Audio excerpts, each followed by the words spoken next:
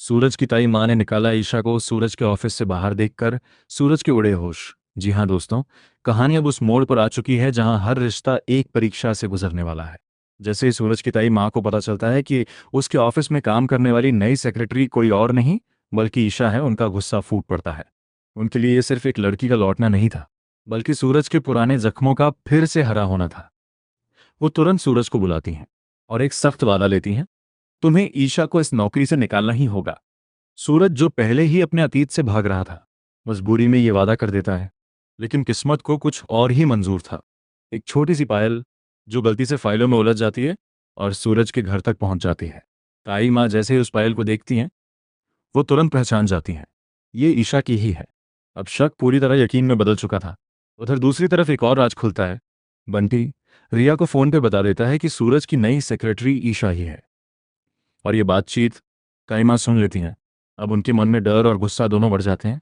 उन्हें लगता है कि बड़ी मुश्किल से सूरज आगे बढ़ा था, लेकिन ईशा का लौटना उसे फिर से कमजोर बना देगा। बस यही सोचकर वो सूरज को आदेश देती हैं, उसे तुरंत ऑफिस से निकालो। सूरज कोशिश करता है, ईशा को परेशान करता है, कभी मुश्किल काम देकर, कभी डांटकर, ताकि वो खुद ही नौकरी छोड़ दे। लेकिन ईशा अब पहले वाली ईशा नहीं रही। उसके लिए ये नौकरी सिर्फ काम नहीं, बल्कि सूरज के करीब रहने का आखिरी सहारा है।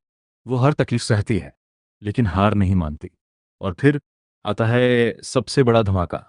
ताई माँ खुद ऑफिस पहुंच जाती हैं। पूरा ऑफिस सन्न रह जाता है जब वो सीधे ईशा के सामने खड़ी होती हैं। दूर रहो मेरे सूरज से। और गुस्से में वो ईशा का हाथ पकड़कर उसे ऑफिस से बाहर खींचने लगती हैं।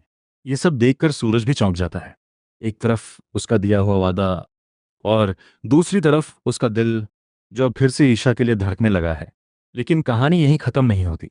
आकाश को भी सच्चाई पता चल चुकी है कि ईशा अभी भी सूरज के साथ काम कर रही है। अब वो चुप नहीं बैठने वाला। वो ईशा पर नजर रखने के लिए एक कांस्टेबल लगा देता और मन ही मन कसम खाता है, अब बदला जरूर लूंगा। वो सूरज पर एक बड़ा इल्जाम लगाने की योजना बना रहा है, लेकिन शायद वो भूल रहा है कि अब सूरज एक आईएएस ऑफिसर है। इधर हालात कितने भी खराब क्यों ना हो, सूरज और ईशा के बीच की दूरी धीरे धीरे कम होने लगी है। उनके जज्बात फिर से जुड़ने लगे हैं। अब सवाल यह है, क्या सूरज अपने दिल की सुनेगा, या ताई माँ के दबाव में आकर ईशा को हमेशा के लिए खो देगा? और क्या आकाश की साजिश कामयाब होगी, या सच सबके सामने आकर सब बदल देगा?